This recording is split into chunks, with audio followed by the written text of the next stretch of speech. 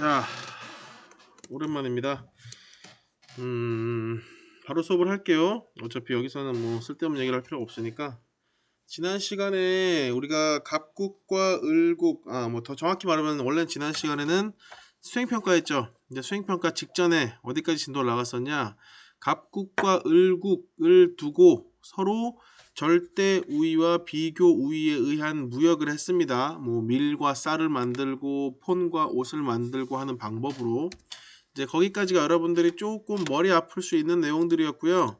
이제 오늘 배울 내용은 이러한 절대 우위에 의한 또는 비교 우위에 의한 무역이 얼마나 전 세계적으로 많이 확산되어 가고 있는지, 그리고 이러한 무역을 계속해서 유지시키기 위한 국제 기구들이 뭐가 있고 어떤 변화를 거쳐서 오늘날 완성됐는지 그런 내용들 할 겁니다. 아마 여러분들 교재 페이지로는 내가 모르겠다. 교재 페이지, 내가 지금 학습지가 따로 없어가지고요. 요거밖에. 교재 페이지는 여러분들이 아마 잘 찾아보시면 40페이지, 한 41, 2페이지 하지 않을까? 40페이지나? 네, 그쯤 될 거예요. 그래서 오늘은 여기 무역의 확대와 그 영향에 대해서 봅니다. 자, 바로 나갈게요. 세계의 무역 환경은 어떻게 변화하고 있을까? 당연히 무역이 점차 우리 삶의 아주 중요한 요소로 자리 잡는 데는 이것만한 설명할 수 있는 좋은 단어가 없죠. 자, 지구 전체가 하나로 통합되는 현상, 우린 이걸 뭐라고 부른다? 세계화라고 부르죠. 이거는 뭐 너희들 유치원 때부터 귀에 딱지가 않게 들었던 거라서 따로 설명은 하지 않습니다.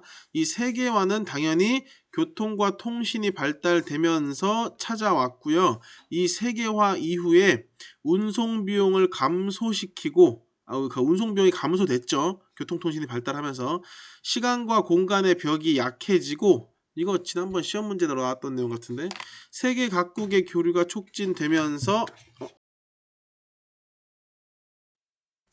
자, 미안합니다. 수업 중인데 잠깐 방해를 받았네. 자, 그래서 운송 비용이 점점 감소하고 시공간 벽이 약해지고 각국의 교류가 촉진되면서 당연히 세계의 무역 환경이 훨씬 더 좋아지고 있죠. 무역하는데 더없이 좋은 환경이 되어가고 있고, 자, 그래서 봅니다. 세계 무역기구를 중심으로 한 자유무역이 확대되고 있습니다.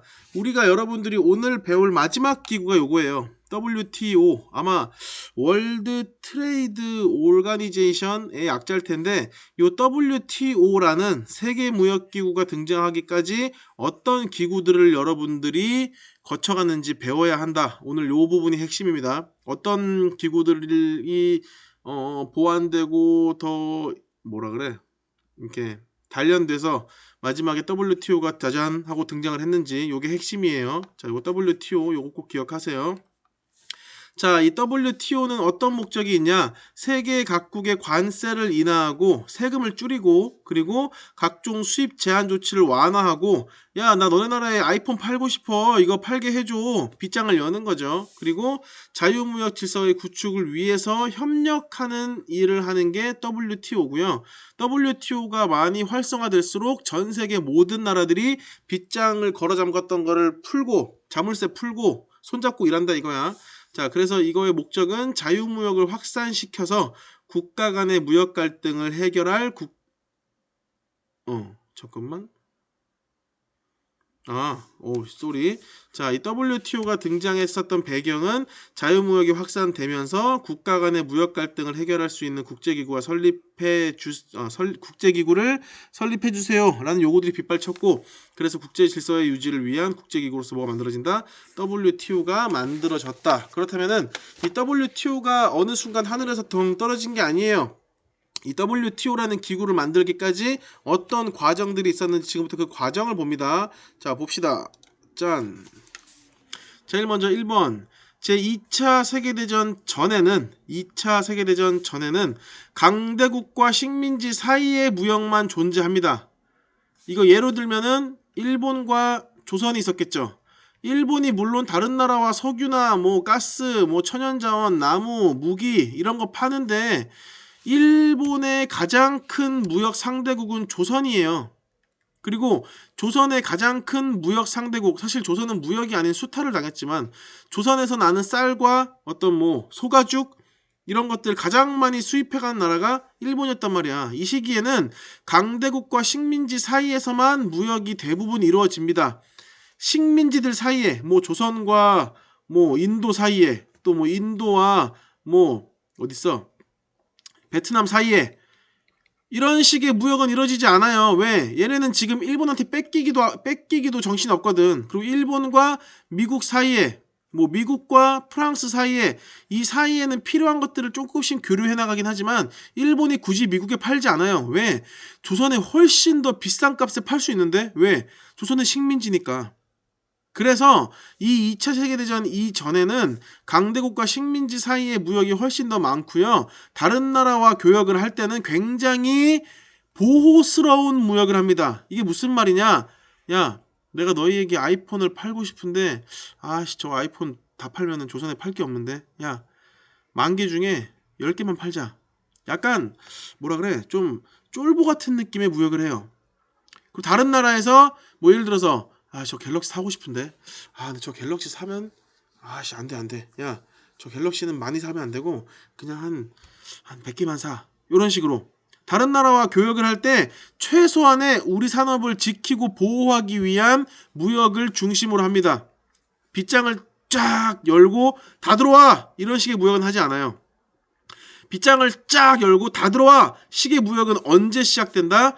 2번 2차 세계대전이 끝난 뒤에 국가들이 식민지가 사라지고 사라진 식민지를 대신해서 우리 물건을 팔아줄 국가들을 물색하고 찾던 결과 2차 세계대전 이후에는 이 보호무역이라는 게 국가 간의 교역을 굉장히 방해하고 오히려 경제를 위축시키는구나 라는 생각을 하기 시작합니다. 그래서 전쟁이 끝난 1948년도 원래 전쟁은 45년도에 끝나죠. 3년 뒤야. 48년도에 자 요거 체크하세요. 공상품 중심의 자유무역을 추구하는 무엇이 만들어진다? GATT라는 협정이 만들어집니다. 이 협정의 이름은 좀 길어요. 관세 및 무역에 관한 일반 협정. 그냥 여러분들은 전 세계에서 자유무역을 하기 위해 가장 먼저 만든 협정의 이름이 가트구나 라는 것만 알고 있으면 돼요. 요 이름을 전부 다 외울 필요는 없어요. 그냥 요건 무엇을 위한 거다? 자유무역을 위한 협정이구나 라고만 이해하셔도 충분합니다. 자, 그래서 영어로는 General Agreement on Traffic and Trade 요거를 체결을 합니다. 자, 이 가트를 체결한 뒤에 자유무역의 발판을 마련을 해놓고 그 다음에 1986년에 요것도 잘 나와요. 일단 요거 함께 별표 치시고 자, 86년에 우루과이, 아르헨티나 옆에 있는 나라죠. 남아메리카 우루과이에서 이 가트를 중심으로 다자간 무역 교섭 회의 이름하 우루과이 라운드라는 체제를 만들어냅니다. 자, 쓸게요. 위에 있지만 한 번 더 쓸게요. 우루과이 라운드. 이것도 무엇을 위한 거야? 더 강력한 자유무역입니다. 가트는 자유무역의 발판을 마련했고요. 우루과이 라운드는 쉽게 얘기해서 이 가트에 참여할 나라들 전부 다 모여 라고 한 게 이 우루과이 라운드예요. 그래서 순서 기억하세요. 가트가 먼저 만들어지고 나서 그 다음에 가트 할 사람 여기 붙어라 라고 해서 우루과이 라운드라는 새로운 협정을 체결을 합니다. 이제 이 우루과이 라운드를 통해서 자유무역 같이 할 나라들 전부 다 모여 해서 이 엄지손가락에 다 붙었어. 붙은 다음에 이제 뭘 만든다? 다음 밑에 WTO 여기 들어갈 단어는 뭐야? 세계 무역 기구입니다. 우루과이 라운드를 만들어서 모든 나라들이 자유무역을 하기로 했어. 근데 이 중에 갑자기 중국이 나 안 할래. 베트남이 나 안 할래. 중간에 발 빼면 안 될 거 아니야. 그래서 자, 모든 나라들이 자유무역을 제대로 하고 있는지 안 하는지 감시를 해야 한다라고 해서 이 우루과이 라운드의 합의사항 이행을 감시하기 위해 출범한 국제기구가 세계무역기구 WTO입니다. 자, 역할은 발음이 안 되네. 공산품뿐만 아니라 농산물, 서비스업에서도 자유무역이 이루어질 수 있도록 감시하고 국가 간에 혹시 무역 분쟁이 발생하면은 이거를 해결하기 위해서 어떤 강제적인 조정을 하기도 하는 기구가 세계무역기구입니다. 만약에 어느 나라가 요 A라는 나라가 B 나라에게 무역 보복을 가했다, 무역으로 피해를 입혔다 라고 하면은 전세계 무역의 형님 WTO가 등장해서 야 A, 이건 자유무역에 뭔가 말이 안 맞잖아. 야 A, 너 폭탄. 그래서 이 A라는 나라에 엄청 징벌적인 뭐 세금을 때린다던가 벌금을 매긴다던가 이 A라는 나라를 경제적으로 위태롭게 한다던가 라는 방식으로 강제적인 조정을 합니다. 그래서 세계무역기구는 생각보다 권력이 꽤나 큰 국제기구 중에 하나입니다. 꼭 알고 계시면 돼요. 자, 그 다음 세 번째, 경제협력체를 통해서 경제를 통합시키기도 합니다. 이게 무슨 말이냐? 지역경제협력체를 결성하거나 자유무역협정을 통해서 국제거래에서 자국의 이익을 증진을 위해 노력을 합니다. 가트 말고 요건 전 세계가 함께 우리 자유무역하자 라고 약속한 거고, 자 우루과이 라운드 말고 자 저 가트를 기반으로 자유무역 할 나라 여기 붙어라, 그리고 자 우리 우루과이 라운드 지키고 있나 확인해보자, 요거 말고 이거 외에 야 미국아 우리 한국인데 우리 서로 자유무역 제대로 한번 해볼래? 미국을 먼저 쓰면 안 되죠. 이거 약간 자 우리 한국인데 미국아 우리 자유무역 한번 해볼래? 자 우리 한국인데 중국아 우리 자유무역 한번 제대로 해볼래? 야 우리 한국인데 칠레 우리 자유무역 한번 제대로 해볼래? 라고 국가 간에 서로 자유무역을 위해서 맺는 협정을 우리는 뭐라고 부른다? 말 그대로 자유무역 협정이라고 합니다. 영어로 FTA, 프리 트레이드 저 A 뭐야? 나 기억이 안 나네. 어소시에이션? 어그리먼트겠다. 어그리먼트. 프리 트레이드 어그리먼트 해서 자유무역 협정이고요. 자, 성격은 경제적인 이해관계를 같이 하는 특정 국가들끼리 맺는 무역 협정이야. 전 세계 모든 국가가 다 같이 맺는 게 아니고요. 한 울타리 안에 들어가는 게 아니고 특정 두 국가가 따로 맺는 조약을 우리는 자유무역 협정이라고 합니다. 그래서 보통 한미 FT FAT 이건 펫이잖아. 펫 극혐. FTA. 자, 한중 FTA, 한칠레 FTA라는 말을 써요. 이런 말 써요. 뭐 한국, 미국, 우루과이, 한국, 미국 WTO 이런 말 안 써요.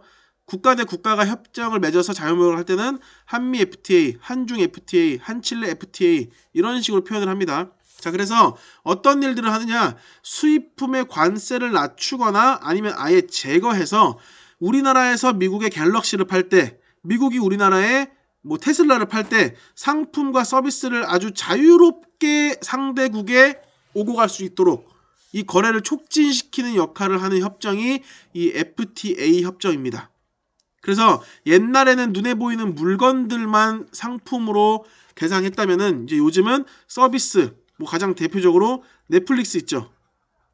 넷플릭스, 뭐 투자, 미국 증권회사에 우리 여러분들 성인 되면은 어플 하나만 깔면은 여러분들도 뭐 테슬라 주식 살 수 있고 뭐 마이크로소프트 주식 살 수 있고 다 살 수 있거든요. 이것도 그리고 뭐 지식재산권 이거는 뭐 특허권 뭐 이런 것들을 돈 주고 사고 팔기도 합니다. 그리고 뭐 당연히 환경의 가장 대표적인 거는 탄소 배출권 뭐 이런 거, 물건을 만드는데 뿜어져 나오는 탄소의 양을 모든 국가가 자기들 국가에 맞는 총량을 지켜야 되거든요. 이거 안 지키면은 엄청나게 많은 벌금을 물어요.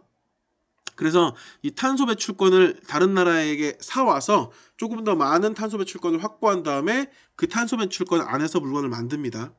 이것도 그래서 오늘날 자유무역 협정에서 굉장히 많이 거래되는 권리 중에 하나. 그리고 뭐 노동 이런 것들은 뭐 노동 노동력을 사고 판다고 얘기할 수도 있고요. 또는 다른 나라의 뭐 노동법을 우리나라에 수입하거나 이런 식으로. 그래서 노동 기준 다양하게 뭐 서비스 투자, 뭐 지식재산권, 환경, 노동 기준 등으로 국가 대 국가가 물건을 사고 파는 그 상품의 품목이 확대되고 있다는 것까지 알아두시면 됩니다. 자, 그렇다면은 우리가 지금 계속 자유무역 하는데, 자유무역은 도대체 어떤 특징을 가지는가? 이 자유무역을 한번 제대로 조금 자세하게 봅시다. 이 자유무역 보고 나서는 당연히 자유무역에 반대되는 뭐도 볼 거야? 보호무역도 볼 거야. 자유무역과 보호무역의 차이점, 특징에 대해서 한번 볼게요. 첫 번째, 자유무역 주장. 비교 우위 제품의 수출과 비교 열의 제품의 수입이 모두 이익이 되기 때문에 모든 무역 거래는 어떻게 자유롭게 풀어놔야 한다라는 게 자유무역입니다.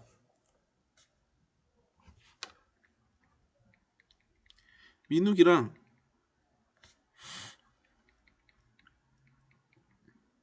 민기가 롤을 하는데 민욱이가 하고 싶은 챔프를 스스로 고르는 거. 민욱이가 난 전멸에 텔 탈래. 나는 서포트 할래. 뭐 민기가 나는 그냥 마이골라스 백도만 할래. 나는 전멸에 난 텔 싫어. 뭐 할래? 뭐 있어? 난 전멸에 점화 들래. 요새 롤을 하도 안 해서 요즘 트렌드가 뭔지 모르겠어. 이런 식으로 본인이 하고 싶은 대로 설정해서 서로 같이 롤하는 게 자유무역이에요. 이따가 나올 보호무역은 뭐야? 민욱이 뒤에 민욱이 어머니가 계시죠. 민기 뒤에 민기 어머니가 계십니다. 그래서 민욱이가 나 전멸에 텔 탈래 하면 어머니가 안 돼. 점화 들어. 이게 보호무역이에요. 민기가 나 마이골라스 백도 할래. 안 돼. 티모골라스 백도 해. 이게 보호무역이야. 이 민욱이랑 민기가 자기 하고 싶은 대로 무역할 수 없는 거. 자, 그럼 반대로 방금 얘기했던 민욱이랑 민기가 자기 하고 싶은 대로 할 수 있는 무역은 자유무역입니다. 자, 볼게요. 이제 특징 봅니다. 자유무역의 이익, 자, 소비 가능 영역의 확대, 무엇에 따라서 무역을 할 경우에 소비할 수 있는 재화량이 증가한다. 우리는 이미 이거 공부했어요. 무엇에 따라서? 비교 우위에 따라서 두 나라가 자유롭게 무역을 하게 된다면 그때 얘기했던 쌀의 키로수는 고정되어 있지만 밀이 늘어나거나 밀의 키로수는 그대로지만 쌀이 늘어나거나 하는 식으로 소비할 수 있는 재화의 양이 증가한다는 거 지지난 시간에 확인 한번 했죠. 자, 그리고 두 번째, 소비자의 후생이 증가합니다. 후생이라는 거는 여기 후생 여기 들어갈 말 후생이에요. 소비자 후생 다 쓸게요. 자, 소비자 후생이라는 뜻은 무슨 의미냐? 소비자가 얻는 경제적인 이익이란 뜻이야. 소비자 후생이 증가한다는 말은 다른 말로 그럼 뭐야? 소비자들이 얻는 경제적인 이익이 높아진다는 뜻이야. 왜? 훨씬 더 다양한 상품을 훨씬 더 저렴한 가격에 구입할 수 있거든. 뭘 하면? 자유무역을 하면. 그 세 번째, 국내 산업의 생산성이 증대됩니다. 왜냐하면 우리나라가 갤럭시를 계속해서 개발하고 발전시키는 이유가 뭐야? 아이폰과의 경쟁에서 승리해야 할 거 아니야. 테슬라와의 경쟁에 승리하기 위해서 현대차가 제네시스 만드는 거 아니야. 전기차 만드는 거 아니야. 그래서 외국 기업과의 경쟁 과정에서 기술 개발과 품질 관리로 인한 생산성과 효율성이 향상됩니다. 훨씬 더 잘 나간다는 소리예요. 경쟁을 통해서. 물론 이 경쟁 과정에서 망할 수도 있겠지만. 자, 네 번째, 기업은 국내 시장을 벗어나서 전 세계를 상대로 대량 생산할 수 있으므로 평균 생산비가 낮아집니다. 옷을 한 벌 만드는 것보다 10번 만드는 게 10벌 만드는 것보다 100벌을 100벌보다 1000벌이 1000벌보다 10,000벌 만들 때 옷 하나 만드는 단가가 훨씬 더 싸져요. 무엇이 실현된다? 규모의 경제가 실현됩니다. 옷 한 벌 만들 때 10,000원 들었다면 옷 10,000벌 만들 때는 100원이면 돼요. 왜요? 그냥 생산 방식이 그래요. 엄청 큰 공장을 만들어서 컨베이어 벨트를 만든 다음에 너는 단추 달아, 너는 실밥 뜯어, 너는 옷 이거 소매에 고무링 넣어, 이런 식으로 다 분업하잖아. 그러면 혼자 고무링 넣고 실밥 뜯고 단추 달고 매무새 가다듬고 하는 것보다 훨씬 더 생산비가 저렴해집니다. 자, 그래서 무역을 통해서 규모의 경제를 실현할 수 있다는 거. 그리고 마지막 두 가지는 선진 기술을 습득하는 데 훨씬 더 유리하죠. 무역을 통해서 새로운 아이디어나 기술들이 전파되니까. 그리고 마지막, 외국의 값싼 원자재나 부품 등이 수입되면서 국내의 물가 안정에도 기여할 수 있게 됩니다. 물가 안정. 여기까지가 자유무역의 다양한 장점들이라고 보시면 되고요. 자, 그렇다면은 자유무역이 그럼 무조건 좋은 것이냐? 아니야.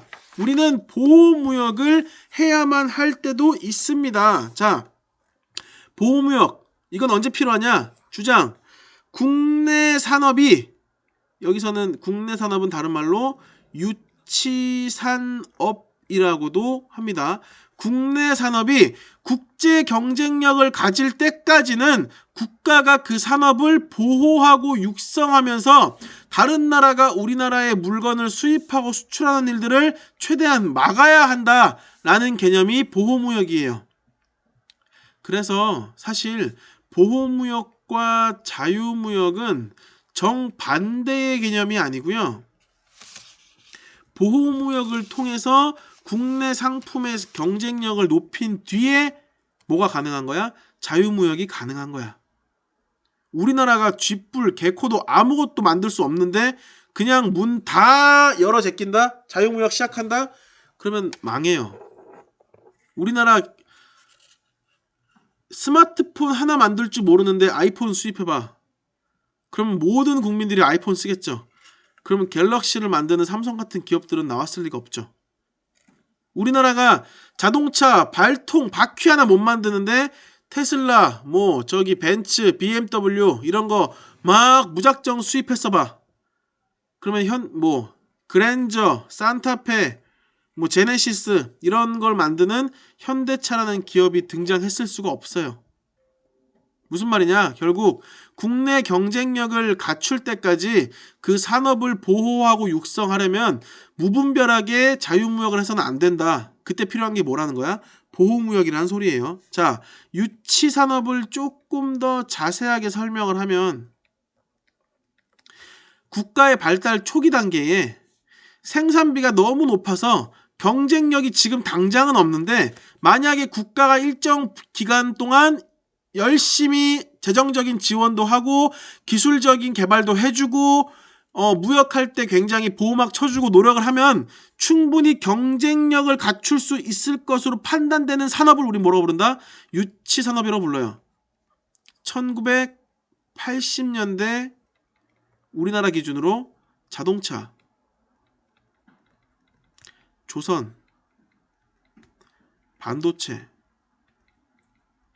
컴퓨터 이런 것들. 만약에 우리나라가 이때 문 다 열고 자동차 포기, 조선 포기, 반도체 포기, 컴퓨터 포기, 자동차는 독일에서 수입해, 배는 일본에서 수입해, 반도체는 중국에서 수입해, 컴퓨터는 미국에서 수입해 라고 했으면 아마 이거 전부 다 우리나라 절대 못 만들었을 거예요. 근데 우리나라는 1980년대에 이 보호무역을 통해서 자동차, 조선, 반도체, 컴퓨터를 최대한 지켜냅니다. 언제까지? 우리가 자동차와 조선과 반도체와 컴퓨터를 스스로 만들어낼 수 있을 때까지. 그래서 오늘날 이 분야에서 전 세계에서 탑을 달리는 국가가 됐어요. 실제로. 국뽕의 개념이 아니라 실제 이 분야에서는 어느 나라와 견주어도 부족하지 않을 만큼 발달하긴 했습니다. 자, 그렇다면은 보호무역을 위해서 갖출 수 있는 수단들은 뭐냐? 첫 번째, 관세. 관세는 뭐야? 국제무역에서 상품에 부과되는 세금. A라는 나라에서 B라는 나라에 아이폰을 팔 때 만약에 아이폰의 가격이 500원이야. 자, B라는 나라에서 만드는 갤럭시라는 휴대폰이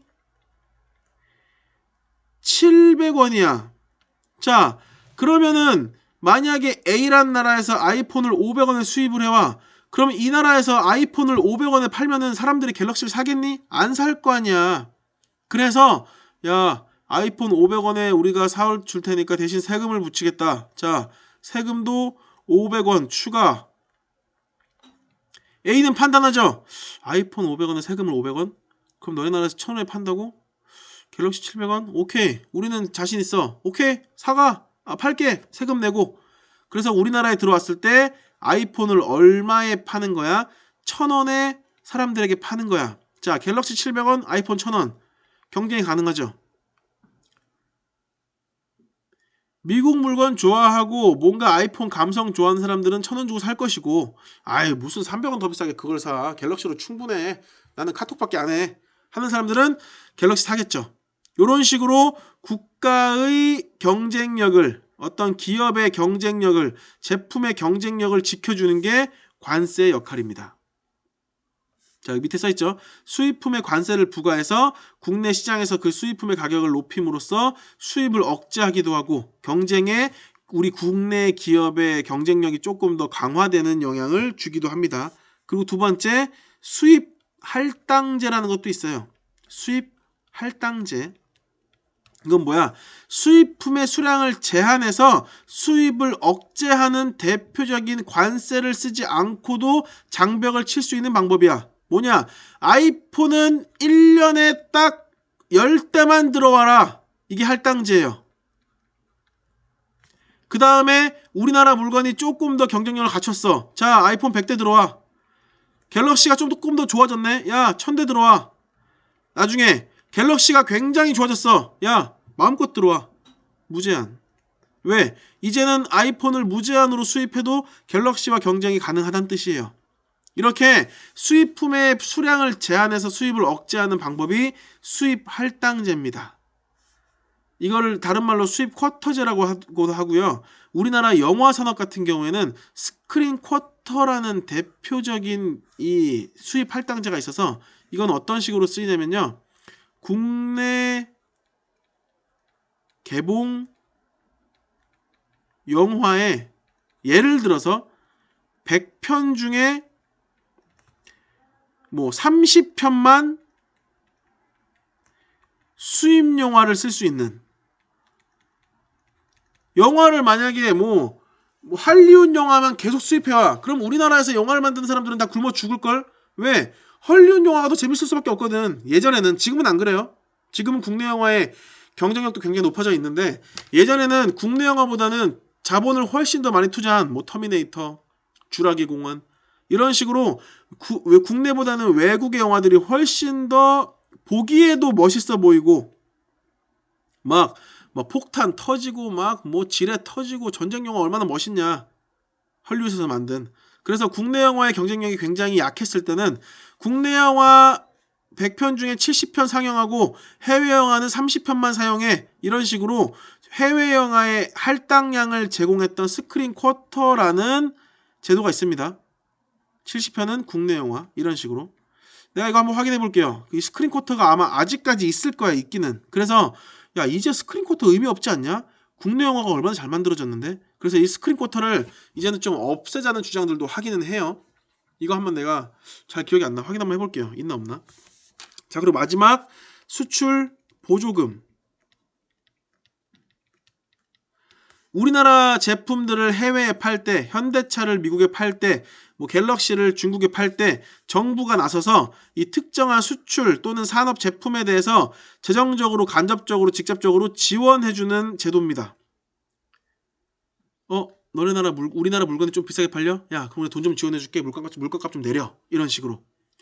자, 관세, 수입 할당제, 수출 보조금 이런 식으로 우리나라의 산업의 어떤 육성과 발전을 위해서 무조건 빗장을 열어서 자유롭게 물건을 사고 팔지 않고 우리 물건을 최대한 지키고 보호하는 무역을 우리는 뭐라고 부른다? 보호무역이라고 합니다. 자, 이러한 보호무역을 하는 근거들도 알아두세요. 첫 번째, 우리나라의 실업 방지를 위해서. 삼성 망하면은 실업자가 수백만 명 생길 거 아니야. 막아야죠. 두 번째, 자국의 유치 산업을 보호하기 위해서. 다른 나라와 경쟁을 하기 전까지 보호해줘야죠. 지금 다 했던 말 반복하는 겁니다. 자, 그리고 세 번째, 외국의 불공정 거래에 대응하기 위해서. 여기서 말하는 불공정 거래는 대표적으로 뭐가 있어? 외국의 덤핑 수출에 대응하기 위해서 우리나라는 반덤핑 관세를 부과하는 전략을 취합니다. 자, 덤핑 수출, 반덤핑 관세가 뭐냐? 자, 여기 쓸게요. 반덤핑 관세라는 건 뭐냐면, 자, 수출국이 특정 상품의 가격을 국내 가격 또는 생산비보다 낮추어 수출할 경우에 수입국이 자국의 산업을 보호하기 위해서 매기는 관세야. 미국이 야, 우리는 아이폰 100원에 만들어서 너네 휴대폰 시장을 완전 박살내버릴 거야. 우리 아이폰만 쓰게 만들 거야. 라고 아이폰을 100원에 쫙 푼다? 그럼 우리는 안 돼. 절대 안 돼. 100원에 푼다고? 그럼 너네 세금 10,000원. 이런 식으로 우리나라 국내 상품을 완전 쉽게 말해서 조지기 위해서 저기 다른 나라 국가가 자기 나라 물건이 엄청 싸게 우리에게 팔아넘긴다? 그럼 우리는 그 싸게 우리에게 팔아넘기는 물건에 엄청나게 큰 세금을 떼어버리는 거예요. 이게 뭐야? 반덤핑 관세입니다. 이런 식으로 보호무역을 합니다. 자, 그리고 마지막 네 번째 목적은 뭐야? 국가 안보를 위해서. 농업이나 어떤 뭐 군사, 뭐 군수업 같은 등의 국가 안보를 위협받을 수 있는 상황에서 우리 산업을 보호하고 육성하는 것이 보호무역의 네 번째 목적입니다. 자, 여기까지가 자유무역의 발전사 그리고 자유무역과 보호무역의 특징이었습니다. 자, 오늘 수업은 이걸로 마칠게요. 다음 시간에는 이러한 무역의 확대가 우리 삶에 어떤 영향을 미치는지 마무리를 하고 무역에 대한 얘기를 끝내겠습니다. 자, 오늘 수업은 여기